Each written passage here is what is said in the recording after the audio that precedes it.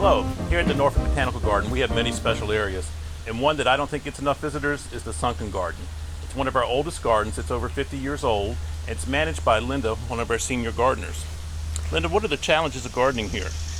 The challenges of gardening here are the fact that this is a raised garden and it's built up to the building, so it's like 4 or 5 steps up from the ground level, so it drains very well. And on some of the plantings that works in favor of other plants, it means they require a little more water. So what are some of the rewards about gardening here? What I like best about this area is the diversity of it. You have areas where you have dry beds and scree beds where we have succulents and things that like it dry, and then we have the sunken part of the garden which has a pool around it and stays very wet. I think my favorite part of this garden is this ancient crabapple. Do you have any idea how old it is?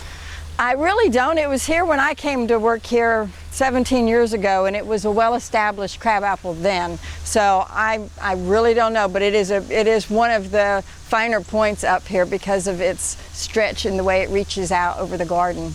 It has a lot of character too. It does have character.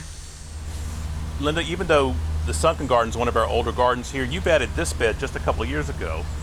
What's special about this one? Les, this bed is a raised bed in that it's been bermed up to maximize drainage. We refer to it as a rock garden. And originally they had installed a scree bed in here and it was flat and it had a lot of trouble. So we added the height to it and a lot of boulders, a lot of stone, altered the soil for maximum drainage, and started planting plants that like that sort of an earth beneath their roots. Well, even though you don't normally see these plants in coastal Virginia, they all seem to be thriving. Was it because of the drainage? Is that why? Well, because of the drainage and the temperature, and somewhat because of the protection that we get up here with the building and the trees that surround it. Well, it really has some unusual specimens in it. What are these tall plants with the seed pods on them? Those are manfredas, and those are their seed pods. And we do let them go to seed so that we can harvest the seeds and propagate from seeds. They're really, really tough plant. They were here when this bed was a flat scree bed, and I just dug and divided and made more of them. And now the purple flowers, is that some sort of allium? That is an allium. It is an allium. It took us 2 years of patience to wait for that thing to bloom, but it has bloomed beautifully this year, and actually we'll be offering it in our plant sale next year. Oh, they're beautiful. Or hope to, at least. A lot of people might recognize this plant. This is ice plant. I've got it at home and it's one of my favorite perennials. I love it. It loves the rock bed, it loves the extra drainage, and it loves the full sunshine. When we're squinting like we are with a bright light, that's what they need to open their flowers. They close when the clouds go by, but they open when the sun's out. We have probably about 6 different varieties of them in this bed that bloom different times of the year in different colors. One of the things I like about them too is that they're from an exotic place, South Africa. And you think about South Africa and you think, well, nothing from there could ever grow in Virginia, but this one does fine here. Oh, this one is very, very happy here. We've had times when it's gotten extremely too hot for it, but it's when it gets too hot that we have more trouble. The cold doesn't seem to bother them, not our cold here. And like I said, they're troopers for a garden where you're not going to want to water and take a lot of care for them. Linda, this planter's kind of unusual. What can you tell me about it?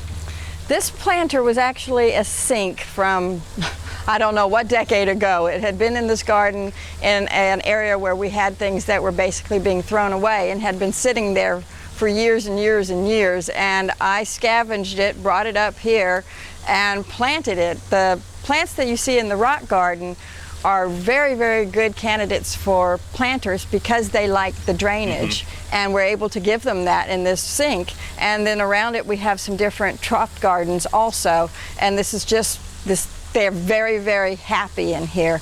And most of these things are actually evergreen. I have a couple plants over here that I pull out in the winter that aren't hardy, like the flapjack plant that everybody is enjoying so much. It's a tender succulent, and we don't leave it out over the winter, and that's why you see it in another pot. But if it's in the trough itself, it's hardy. And everything that you saw in the rock garden, those are all hardy plants also. We leave them in all through the winter, and this is a beautiful winter garden. A lot of the succulents turn colors in the winter. I didn't mention that earlier, but they turn different colors and put on a whole different show in the wintertime. I remember from this winter seeing reds and golds in the foliage. And this is really a creative reuse of what otherwise would have been a piece of trash for somebody. Yeah. Well, if you'd like to see this garden for yourself, it's easy to find. It's right behind our administration building.